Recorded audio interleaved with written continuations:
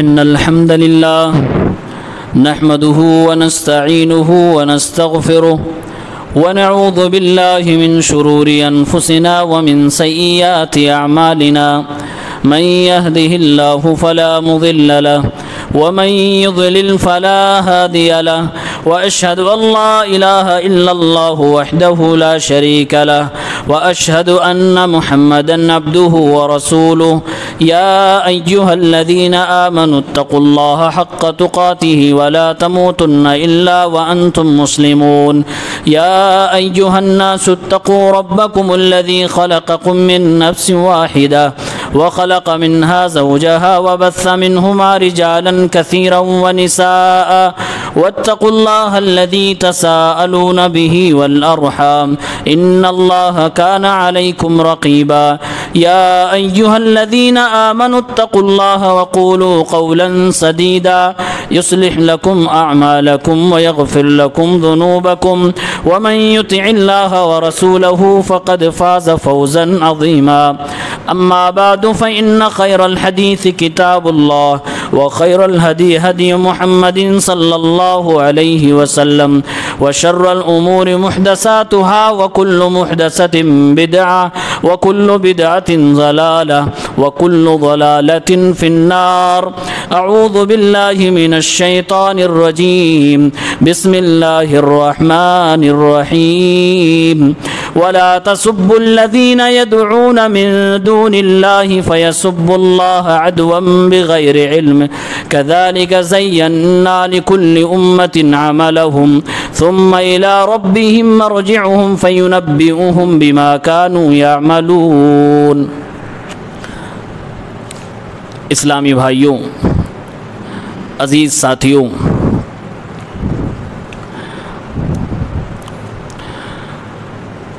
صحیح ابن حبان اور مستدرک للحاکم، معجم طبرانی اور دیگر کتابوں میں ایک یہودی کے اسلام لانے کا واقعہ کچھ یوں لکھا ہے. زید ابن سعنہ رضی اللہ تعالی عنہ، یہ ایک یہودی عالم تھے. تورات کے اندر اللہ کے نبی صلی اللہ علیہ وسلم کی صفات کو بیان کیا گیا ہے، تو یہ ایک ایک کوالٹی جو تورات میں بیان کی گئی تھی اس کو اللہ کے نبی صلی اللہ علیہ وسلم پر پریکٹیکلی دیکھنا چاہتے تھے. جب تک ایک ایک صفت ہم خود اپنی نگاہ سے نہیں دیکھ لیں گے ایمان نہیں لائیں گے.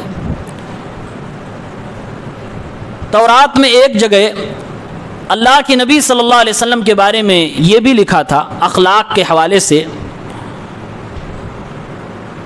کہ آپ کی بردباری، آپ کا صبر،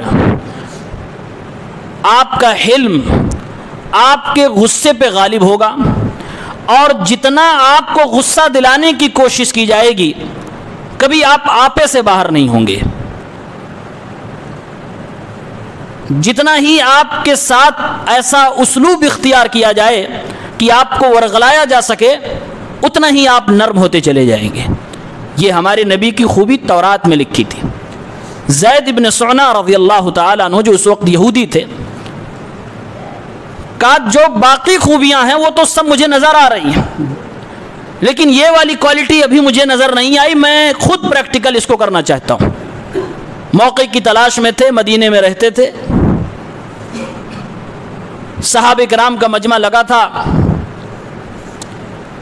دیہات سے ایک ڈیلیگیشن آیا جو نئے نئے مسلمان ہوئے تھے. ان کا ایک ہیڈ اللہ کے نبی صلی اللہ علیہ وسلم کے پاس آ کر کہتا ہے، اے اللہ کے نبی صلی اللہ علیہ وسلم، میں جس قبیلے اور جس خاندان جس علاقے سے تعلق رکھتا ہوں، ابھی نئے نئے لوگ مسلمان ہوئے ہیں، کھانے کو ان کے پاس کچھ نہیں ہے، آپ مدد فرما دیجئے، مجھے ڈر ہے کوئی غیر مدد کر کے ان کے ایمان کا سودا نہ کر لے. ایسے میں اللہ کے نبی صلی اللہ علیہ وسلم مدد کرنے کو ہمیشہ تیار رہتے تھے. آپ صلی اللہ علیہ وسلم نے کوشش کی، پتہ چلا کہ آپ کے اسلامی خزانے میں کچھ بھی نہیں ہے، آپ کے پاس نہیں کچھ ہے کہ ان کو دیا جا سکے. نوبت آ گئی قرض لینے کی. زید ابن سعنا جو کہ یہودی تھے وہی موجود تھے۔ جیسے ہی معلوم چلا کہ نبی کو ضرورت ہے، کہا یہی وقت ہے اپنی پلاننگ کو انجام دینے کا۔ اللہ کے نبی صلی اللہ علیہ وسلم کے سامنے آئے، اے محمد ابن عبداللہ، مجھے معلوم ہوا کہ آپ کو کچھ چیز کی ضرورت ہے، آپ اپنے بھائیوں کی، اپنے ساتھیوں کی مدد کرنا چاہتے ہیں، اگر آپ چاہو تو میں آپ کو ادھار دے سکتا ہوں، ٹائم متعین کر دو کہ کب آپ مجھے واپس دو گے۔ اللہ کے نبی صلی اللہ علیہ وسلم نے معاملہ طے کر لیا اور اس آئے ہوئے مہمان کے ہاتھوں میں دے دیا، کہا کہ لے جاؤ اپنے قوم کے لوگوں کو کھلانا پلانا، محمد رسول اللہ صلی اللہ علیہ وسلم اس قرض کی بھرپائی کریں گے۔ 1 سال کی مدت طے ہو گئی کہ 1 سال کے بعد یہ قرض تمہیں واپس دیا جائے گا۔ دینے والا بھی تیار ہو گیا، گواہ بھی گواہی دے دیے۔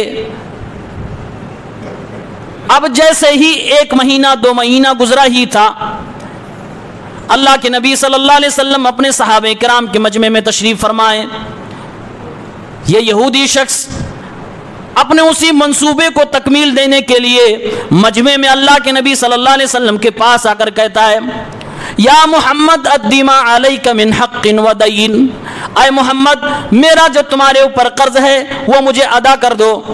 اللہ کے نبی صلی اللہ علیہ وسلم نے فرمایا، آپ نے تو 1 سال کا موقع دیا تھا اور گواہان بھی اس پہ گواہی دیے تھے، ابھی تو وقت ہوا ہی نہیں ہے، اس سے پہلے ہی آپ اپنا حق مانگنے لگے، اس سے پہلے ہی آپ اپنے قرض کا مطالبہ کرنے لگے، یہ سراسر میرے ساتھ زیادتی ہے۔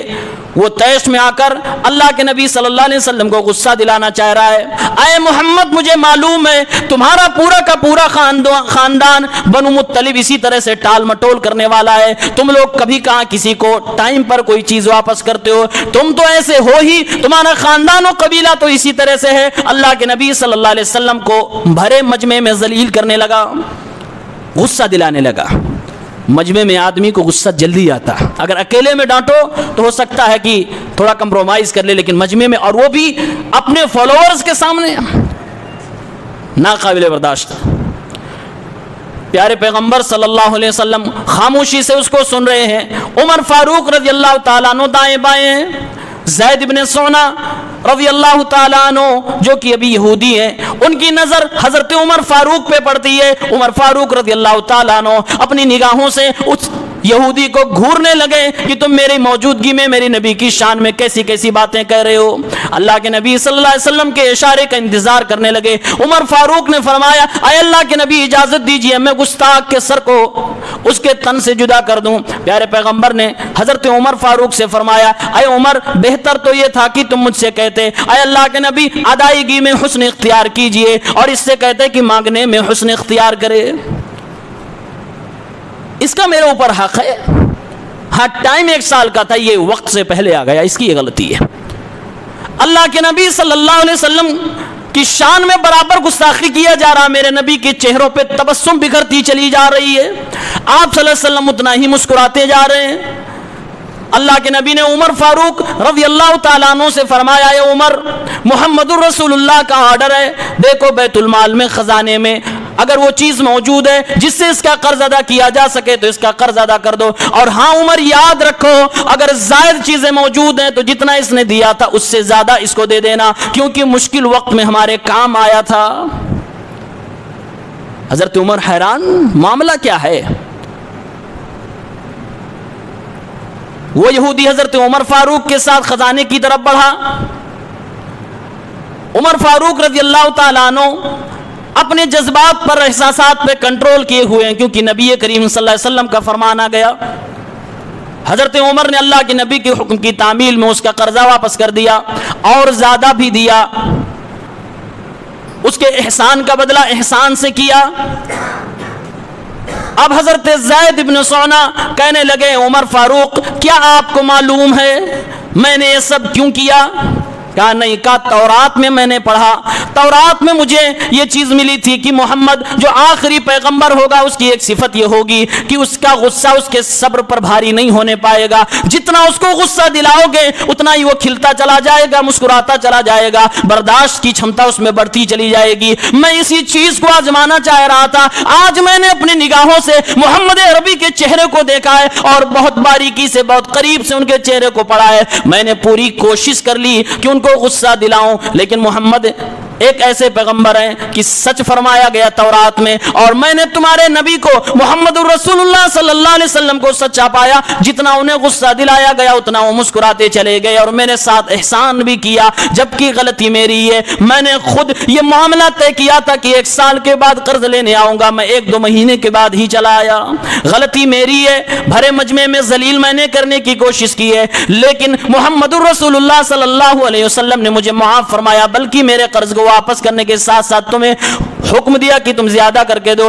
اے عمر گواہ بن جاؤ، میں اس نبی کے ہاتھ پہ ایمان لانا چاہتا ہوں، اشہد ان لا الہ الا اللہ و اشہد ان محمد عبدہ ورسولہ، کلمہ پڑھ لے مسلمان ہو گئے۔ ایک یہودی عالم سے ایک مسلمان صحابی ہو گئے، زید ابن سعنہ رضی اللہ تعالی عنہ۔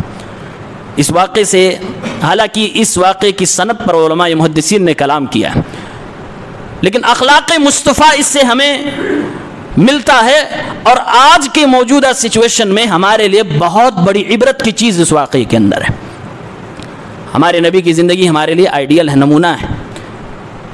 مسلمانوں اگر غور کرو، آئے دن بہانے سے شاید آپ کو ورغلایا جا رہا ہے، شاید آپ کو بھڑکایا جا رہا ہے، شاید آپ کو برانگیختہ کیا جا رہا ہے۔ ایسے میں نبی کے اسی صفت کو اپنے اندر پیدا کرنے کی کوشش کیجیے، برداشت کی چھمتا اپنے اندر بڑھائیے۔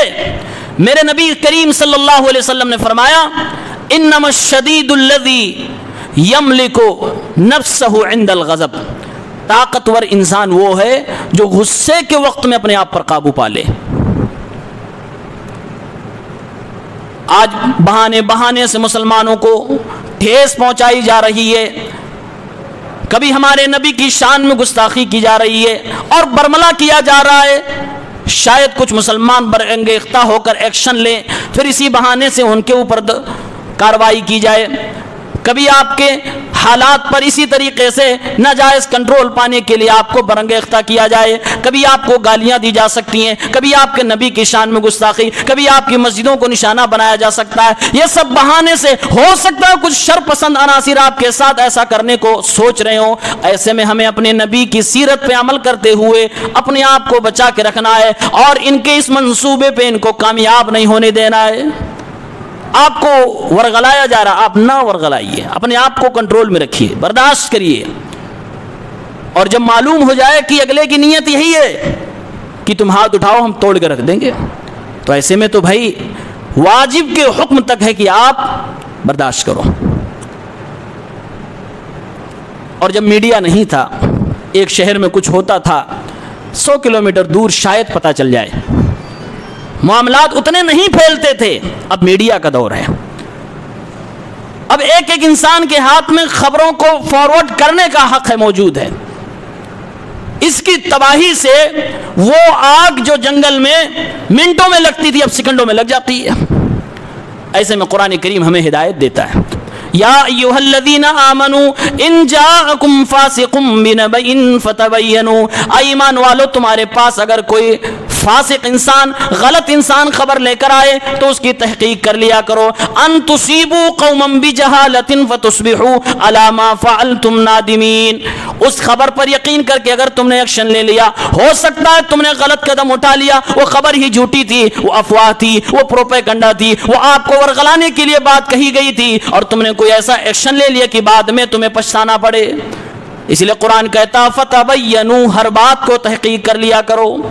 اور جب معاملہ امن اور خوف کا ہو، ڈر کا ماحول ہو، تو ایسے میں قرآن کریم نے خصوصی طور سے کہا ہے ہر آدمی خبروں کو نہ پھیلایا کرے، جو اس کے خصوصی لوگ ہیں ان تک وہ خبریں جانی چاہیے۔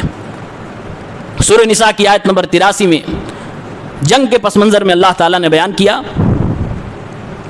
وَإِذَا جَاءَهُمْ أَمْرٌ مِّنَ الْأَمْنِ أَوِ الْخَوْفِ، جب لوگوں کے پاس امن کی خبر آئے، جب لوگوں کے پاس ڈر اور دہشت کی کوئی خبر آئے، دونوں طرح کی نیوز ہو سکتی ہے۔ کچھ خبریں ایسی ہوں گی جس سے آپ کو خوشی ملے گی، امن ہوگا، اطمینان ہوگا، لگے گا ماحول ٹھیک ہے۔ کچھ خبریں ایسی ہوں گی جو انسان کو اندر سے جلا کے راکھ کر دیں گی، ورغلا دیں گی، جذبات کو بھڑکا دیں گی۔ قرآن کہتا ہے جب اس طرح کی کوئی خبر آ جائے، اذاعوا بہ، لوگوں کو اسے پھیلانا نہیں چاہیے، اسے ٹی وی پر سوشل میڈیا پہ نشر نہیں کرنا چاہیے، اسے دوسروں تک نہیں پہنچانا چاہیے۔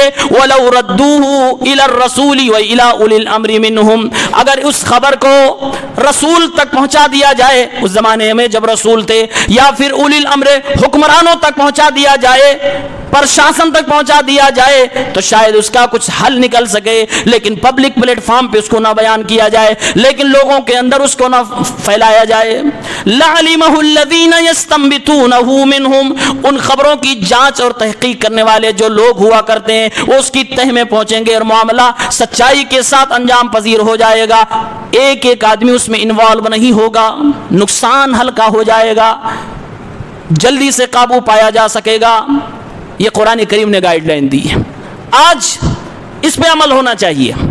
اور ہم اچھی طرح سے، آپ بھی جانتے ہیں، یہ خبریں جو جھوٹی پھیلائی جاتی ہیں، پروپیگنڈا کیا جاتا ہے، اس سے کیسے آدمی اپنے بند کمرے میں ہوتے ہوئے بھی جذبات سے بھر جاتا ہے۔ اس کا بڑا ہاتھ ہوتا ہے انسان کو دنگائی بنانے میں، انسان کو گھر کے باہر قدم نکالنے پہ برین واش کر دیا جاتا ہے۔ اسی لیے ارباب حل وقت، جو حکمرانی پہ اقتدار میں جو لوگ ہوتے ہیں، وہ اس پر پہلے کنٹرول رکھتے ہیں، ان کے ذریعے سے کوئی غلط خبر نہ پھیلائی جائے۔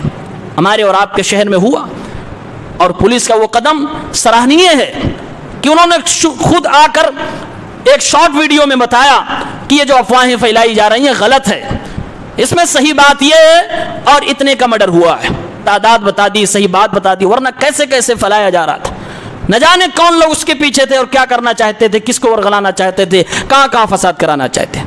تو اس کا بڑا اہم رول ہوتا ہے، اس پر کنٹرول پانا چاہیے۔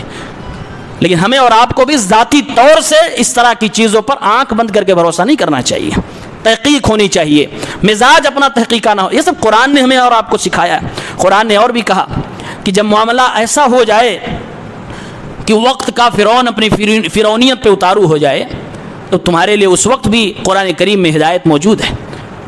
وَلَتَسْمَعُنَّ مِنَ الَّذِينَ أُوتُوا الْكِتَابَ مِنْ قَبْلِكُمْ وَمِنَ الَّذِينَ أَشْرَكُوا أَذًى كَثِيرًا، اے میرے اوپر ایمان لانے والے میرے پیارے پیارے بندو، حق کو ماننے والے ہمیشہ دنیا میں کم رہے ہیں، ستائے جا رہے ہیں۔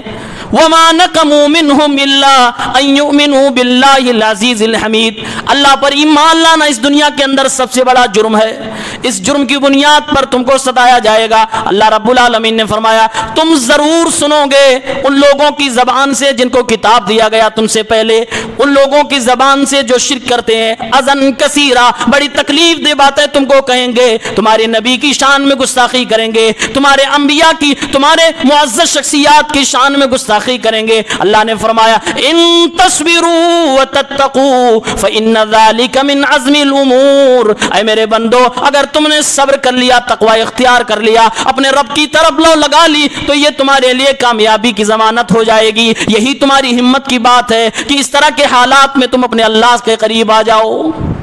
یہ قرآن نے ہمیں سکھایا ہے۔ وقت کے فرعون نے جب ظلم ڈھانا شروع کر دیا، شاہی فرمان جاری کر دیا، جو بھی میری اس قوم کے اندر مرد پیدا ہوگا، بچہ پیدا ہوگا، جان سے مار دیا جائے، بڑا خطرناک فرمان ہے، وقت کا فرعون کا آرڈر ہے۔ موسیٰ علیہ السلام نے، ایک پیغمبر نے اپنی قوم کو نصیحت فرمائی، قال موسیٰ لقومہ استعینوا باللہ واصبروا، موسیٰ علیہ السلام نے فرمایا اے میری قوم کے لوگوں اپنے اللہ سے مدد طلب کرو اور صبر اختیار کرو، ان الارض للہ، یہ زمین تو اللہ رب العالمین کی ہے، یورث من یشاء من عبادہ، اپنے بندوں میں سے جسے چاہے گا اس کا وارث بنا دے گا، والعاقبۃ للمتقین، اور انجام بہترین تو مسلمانوں کے لیے، متقی لوگوں کے لیے۔ آج ہم اور آپ کا ایمان ہے یہ دنیا کی زندگی عارضی زندگی ہے، ہمیشہ کی زندگی آخرت کی زندگی ہوگی۔ ہم نے قرآن میں یہ پڑھ رکھا ہے، ہم نے علماء کی زبانی یہ سن رکھا ہے، ہم نے اپنے نبی کی حدیثوں میں پڑھ رکھا ہے۔ آج دنیا میں جس کو جو کرنا ہو کر لے، کل قیامت کے دن اسی زمین کو اللہ رب العالمین اپنی مٹھیوں میں بند کر لے گا۔ اللہ رب العالمین ساتوں آسمانوں کو اپنے داہنے ہاتھ میں لپیٹ لے گا اور فرمائے گا انا الملک انا الدیان، میں ہوں بادشاہ۔ کہاں گئے دنیا کی بادشاہی کرنے والے؟ وہ ہمارا رب ہے، وہ رب اس دن فیصلے فرمائے گا، اس لیے ہمیں گھبرانے کی ضرورت نہیں۔ دنیا میں جو اللہ فرما رہا وہ کرو۔ ان تصبروا وتتقوا، صبر اور تقوی، یہ قرآن ہمیں تعلیم دیتا ہے۔ مسلمان جب جاہل ہے یا دنیا کا کوئی بھی انسان، جہالت انسان کو جذباتی بناتی ہے۔ گناہوں کو کیٹیگرائز کرنے میں انسان جب غلطی کرتا ہے تو بڑی بڑی غلطیاں کر دیتا، فساد برپا ہو جاتا ہے۔ اسی لیے کہا گیا دعوت میں حکمت عملی اختیار کی جائے۔ ہر قرآن پر عمل کرنے والے انسان کو اللہ کی طرف سے گائیڈ لائن ہے، وَلَا تُفْسِدُوا فِي الْأَرْضِ بَعْدَ إِصْلَاحِهَا، زمین کے اندر اصلاح کرنے کا کام کرو، فساد برپا نہ کیا کرو۔ وَلَا تُفْسِدُوا فِي الْأَرْضِ بَعْدَ إِصْلَاحِهَا، ایک چنگاری اٹھی اور اس نے جن گھروں کو جلانا تھا جلا دیا، اب وہ چنگاری ختم ہو گئی، اس کے ختم ہو جانے کے بعد بجھی ہوئی آگ کو دوبارہ نہ جلاؤ، زمین میں فساد برپا نہ کرو۔ اور اللہ نے دوسری جگہ فرمایا وَاللَّهُ لَا يُحِبُّ الْمُفْسِدِينَ، اللہ تعالیٰ فسادیوں کو، دنگائیوں کو پسند نہیں فرماتا ہے۔ یہ دنیا امتحان کی جگہ ہے، حساب تو ہونا ہے، یہ ہمارا اور آپ کا یقین ہے، اعتماد ہے۔ اور صبر اس وقت کرنے میں مزہ آتا ہے جب آپ کو معلوم ہے ایک پاورفل ہے جو کہہ رہا ہے کہ آؤ میرے ہاں پھر میں حساب کرتا ہوں۔ یہ تو ہم مانتے ہو جانتے ہیں۔ وہ صبر نہیں کر پاتے جن کا یقین اس اللہ رب العالمین کی طاقت پہ نہیں ہوتا ہے۔ صبر کرنے کے لیے امید کی ایک کرن ہونی چاہیے، وہ کرن ہمارے پاس ہے، اللہ کی ذات پہ بھروسہ، فیصلے کے دن کا انتظار، اور اللہ پر چھوڑ دیجئے۔ اللہ رب العالمین نے مسلمانوں کو ایک حکمت عملی بتائی ہے۔ میرے بھائیوں غور سے سنیں، آج کے وقت میں اس کی اشد ضرورت ہے، ہر مسلمان کو اس کی ضرورت ہے، ہر بچے کو، جوان کو اس کی ضرورت ہے۔ یہ آیت پڑھیں، اس کا معنی سمجھیں۔ فرمایا اللہ تعالیٰ نے وَلَا تَسُبُّوا الَّذِينَ يَدْعُونَ مِن دُونِ اللَّهِ،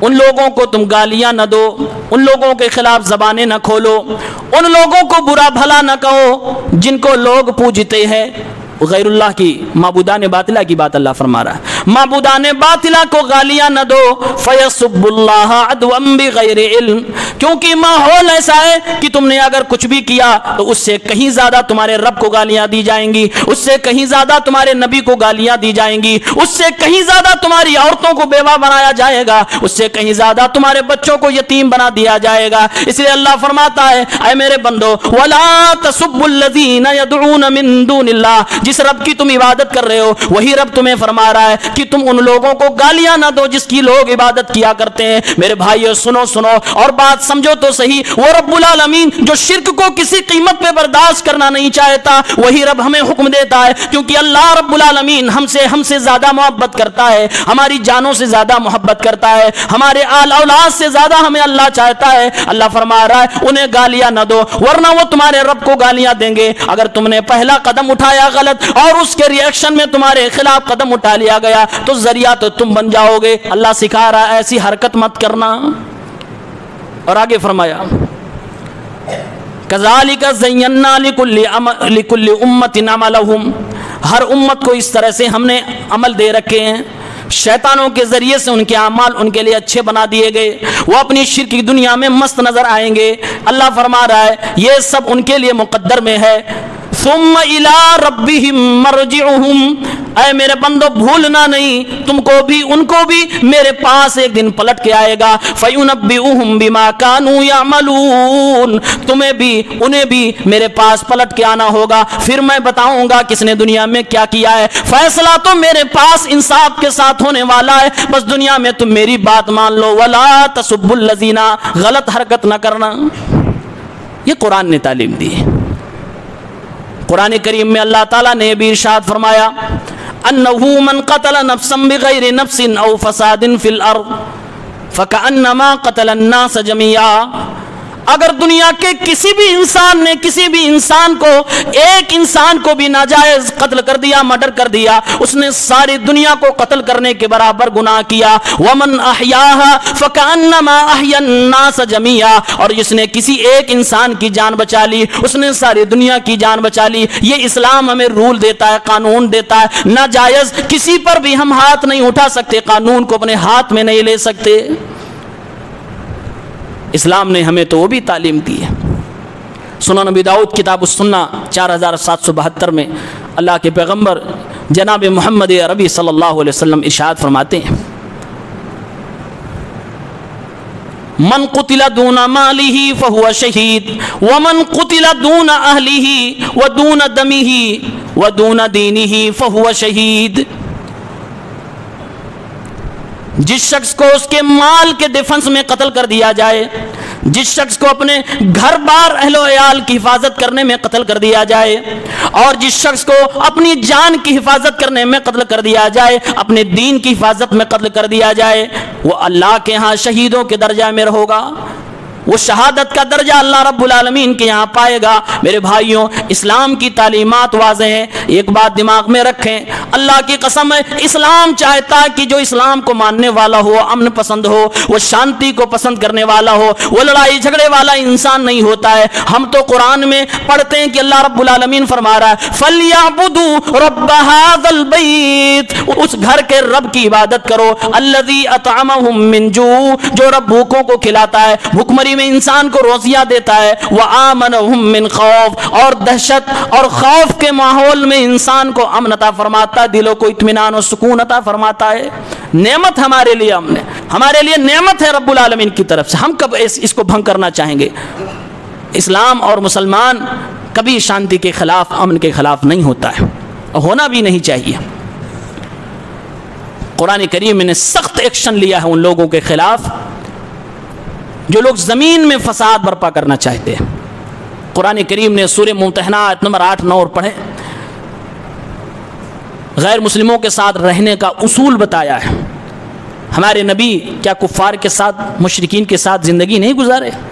13 سال آپ نے مکے میں انہی کے درمیان زندگی گزاری ہے، اور مدینے میں آئے تو یہود و نصارہ کے یہودیوں کے 3 بڑے قبیلے مدینے میں تھے، ان کے ساتھ اللہ کے نبی صلی اللہ علیہ وسلم نے معاہدہ کر کے زندگی گزارا ہے۔ تو وہ چیزیں بھی ہمارے سامنے ہیں۔ آج جہالت کی وجہ سے انسان جذباتی بن جاتا ہے۔ تعلیم، تربیت اور لوگوں کے اندر جب جاگروکتا اور ایک تہذیب یافتہ سماج ہم بنائیں گے، یہ سب خود بخود ختم ہو جائیں گے۔ اسی لیے ہم اپنی آنکھوں سے دیکھتے ہیں کہ اس میں سب سماج کے لوگ شامل نہیں ہوتے ہیں، اس میں وہی لوگ شامل ہوتے ہیں جن کے ہاں نہ تہذیب نام کی کوئی چیز ہے، نہ تعلیم نام کی چیز، اور قوم کے کچھ شاطر لوگ ان کا استعمال کر کے قوم کی شانتی کو اور امن کو بھنگ کرنے کی کوشش کرتے ہیں۔ اللہ نے قرآن میں فرمایا ہے، جہاں مسلم اور غیر مسلم ایک ساتھ رہتے ہوں، اللہ نے فرمایا لڑو نہیں، بندے تو تم دونوں میرے ہو، زمین پہ میں نے تم دونوں کو پیدا فرمایا ہے، تمہیں زمین پہ بھیجنے سے پہلے ہی میں نے وعدہ لے لیا، الست بربکم، کیا میں تمہارا رب ہوں؟ تم دونوں نے کہا تھا کہ ہاں اے اللہ تمہارا رب ہے۔ زمین پہ جانے کے بعد کچھ اپنے وعدے پہ پکے رہے اور میرے ہی بندے رہے، اور کچھ لوگ گمراہ ہو گئے، بغاوت اختیار کری، سرکشی اختیار کری، اور میرے بندے نہ رہے، میری عبادت چھوڑ کر غیر اللہ کی عبادت کرنے لگے۔ اسی لیے اللہ تعالیٰ نے رحمت للعالمین کو بھیجا، اسی لیے اللہ نے نبیوں کو بھیجا ہے۔ لا ينهاكم الله عن الذين لم يقاتلوكم في الدين ولم يخرجوكم من دياركم ان تبروهم وتقسطوا اليهم، اللہ تعالیٰ تمہیں منع نہیں فرماتا ہے ان لوگوں کے ساتھ احسان کرنے سے، ان لوگوں کے ساتھ انصاف اور بھلائی کی بات کرنے سے، جن لوگوں نے تم سے کوئی لڑائی نہیں کی، جن لوگوں نے تمہیں گھر سے نہیں نکالا۔ اللہ رب العالمین فرما رہا ہے جن لوگوں نے تمہارے ساتھ لڑائی نہیں کی، تمہیں گھر سے نہیں نکالا اور تمہارے دشمنوں کی مدد نہیں کی، ایسے لوگوں کے ساتھ، ایسے کفار کے ساتھ، ایسے مشرکین کے ساتھ تم محبت کے ساتھ رہا کرو، انصاف کے ساتھ رہا کرو، احسان بھی کیا کرو، ان کے ساتھ لین دین بھی کیا کرو، معاملات بھی کیا کرو۔ یہی اللہ رب العالمین کا حکم ہے۔ اب اللہ فرماتا آگے انما ینہاکم اللہ عن الذین قاتلوکم فی الدین واخرجوکم من دیارکم وظاہروا علی اخراجکم۔ ہاں جو لوگ تمہیں مارنا چاہتے ہیں، تمہارے سر پہ تلوار لے کر کھڑے ہیں، تمہیں قتل کرنا چاہتے ہیں، جو لوگ تمہیں تمہارے گھر سے، تمہارے وطن سے نکال دینا چاہتے ہیں، جو لوگ تمہیں نکالنے کے لیے خفیہ پلاننگ کیا کرتے ہیں، اللہ فرما رہا ہے ان تولوہم، ان سے دوستیاں نہ کیا کرو۔ وَمَن يَتَوَلَّهُمْ فَأُولَٰئِكَ هُمُ الظَّالِمُونَ، جو ایسے دشمنوں سے دوستی کرے، اور سچ میں ان صفات کو جو انسان مالک ہوتا ہے وہ انسان نہیں پھر درندہ ہو جاتا ہے۔ کسی کو کہیں سے نکال دینا، کسی کو ناجائز مارنے کی کوشش کرنا، بغیر کسی غلطی کے کسی کے خلاف کھڑے ہو جانا، یہ انسانیت نہیں ہے اور نہ یہ اسلام ہے۔ اسلام کہتا ہے ایک ساتھ مل کے رہو۔ ہمارا قانون کہتا ہے اگر ہم ایک جمہوری ملک میں رہ رہے ہیں، آزادی سب کو ہے، سب اپنے اپنے دین پہ، اپنے اپنے دھرم پہ عمل کر رہے ہیں، سب کو آزادی رائے بھی ہے، جو جس کو اچھا سمجھ رہا دوسرے کو بتا بھی سکتا ہے، دوسرے کو سمجھا بھی سکتا ہے، لیکن زبردستی نہیں کر سکتا۔ اسلام بھی کہتا ہے تم دوسروں کو جس چیز کو اچھا سمجھتے ہو سمجھاؤ، اس کی دعوت دو، لیکن زبردستی نہیں کر سکتے ہو۔ کہتا ہے اسلام بھی کہ تم اپنی حفاظت کی فکر کرو، کوئی ناجائز تمہارے اوپر چڑھائی کرے تو تم اپنا دفاع کرو، مکمل تمہیں حق حاصل ہے۔ یہی ہمارے ملک کا قانون بھی کہتا ہے کہ تم اپنی آتم رکشا کرو، اپنے اہل و عیال کی حفاظت کرو، اپنے مال کی حفاظت کرو۔ اسلام کہتا ہے آزادی رائے کی آزادی ہے تمہیں، لیکن اپنی زبان کی تلوار سے دوسروں کو چھلنی نہ کیا کرو۔ ہمارا ملک کا قانون بھی کہتا ہے انسان کو بولنے کی آزادی تو ہے، لیکن آزادی وہاں تک محدود ہے کہ دوسرے کی آزادی جب تک بھنگ نہ ہو جائے۔ اگر ہم کچھ ایسا بولتے ہیں یا کچھ ایسی چیزیں جلاتے ہیں، بجاتے ہیں، چلاتے ہیں جس سے دوسروں کی سوچ کو، ان کی مانیتا کو ٹھیس پہنچے، ہمیں نہیں کرنا چاہیے۔ یہ نہ شرعاً جائز ہے نہ قانوناً جائز ہے، اس لیے حکومت کو اس پر زیادہ سے زیادہ توجہ دینی چاہیے۔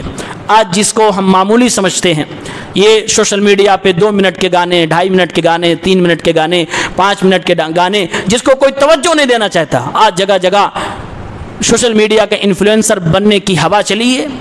لوگ فیمس ہونا چاہتے ہیں، ہر کوئی اسٹوڈیو بنائے بیٹھا ہے اور جان رہا ہے، دیکھ رہا ہے کہ جس کو زیادہ لوگ سننے لگے، حق اور باطل کا اب کوئی فرق ہی نہیں رہا۔ لوگ غلط دیکھ رہے ہیں تو غلط بنا رہے ہیں، لوگ زیادہ تر گندی چیزیں دیکھ رہے ہیں تو گندی چیزیں بنا رہے ہیں، اور اسی میں نفرتی چیزیں بھی ڈالی جا رہی ہیں، پروسی بھی جا رہی ہیں۔ وہی چیزیں جب پبلک پلیٹ فارم پر کسی خاص جگہ پر اور خاص نیت کے ساتھ چلائی اور بجائی جاتی ہیں، ظاہر سی بات ہے لوگوں کی آستھاؤں کو اور ان کے عقیدے اور ان کی سوچ پر ٹھیس پہنچتی ہے، اور یہ اپنے ملک کے قانون کے ساتھ کھلواڑ ہے۔ اس پہ قدغن لگانے کی ضرورت ہے، اس کو روکنے کی ضرورت ہے کہ آخر ایسے لوگ کہاں سے پرمیشن لیتے ہیں۔ آج ہمارے یہاں IT سیل بھی ہے، سب کچھ نظریں ہیں سوشل میڈیا پہ، جو کچھ ہو رہا ہے، جو کچھ لوگ پروس رہے ہیں، اس کو بھی حکومت کو جڑ وہاں بنتی ہے۔ ظاہر سی بات، ایک انسان ہے، اس کے جسم میں خون دوڑ رہا ہے، کوئی پانی اور کوئی خراب چیز نہیں ہے۔ جب وہ سنتا ہے ایک لمٹ ہوتی ہے، صبر کر لیتا ہے، لیکن کہاں تک صبر کرے؟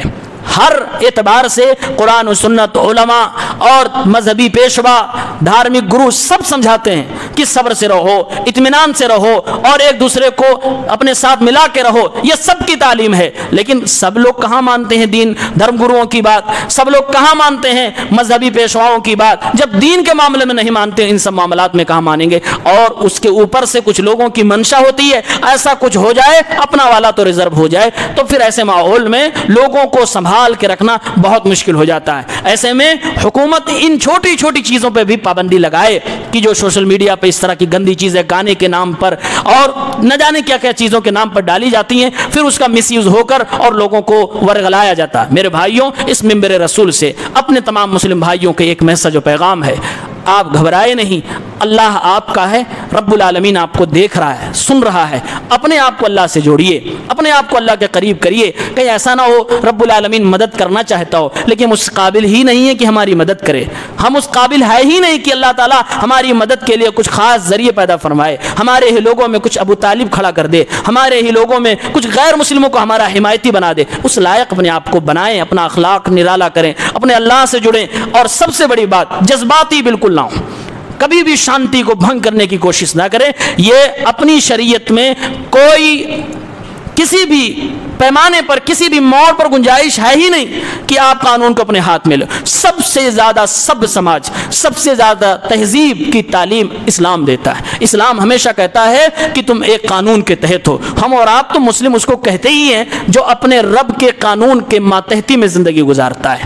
ہم اور آپ قانون کو پالن کرنے والے ہیں، ہم منمانی نہیں کرتے ہیں، تو قانون کو ہاتھ میں نہیں لینا ہے اور شانتی بنائے رکھنا ہے۔ اللہ رب العالمین سے دعا کرتے رہنا ہے، اللہ تعالیٰ سارے لوگوں کی مدد فرمائے، اور زمین پہ جو فساد برپا ہے اللہ تعالیٰ اس کو جلد سے جلد ختم فرما دے۔ ہم سب کو امن و شانتی کے ساتھ اپنی اپنی زندگیوں میں جیسے پہلے جیتے تھے جینے کی توفیق عنایت فرما، اور ہر کوئی کوشش کرے کہ وہ اللہ کی طرف رجوع کرے، اللہ سے دعائیں کرے اور امن و شانتی کے ماحول کو بنانے کی کوشش کرے۔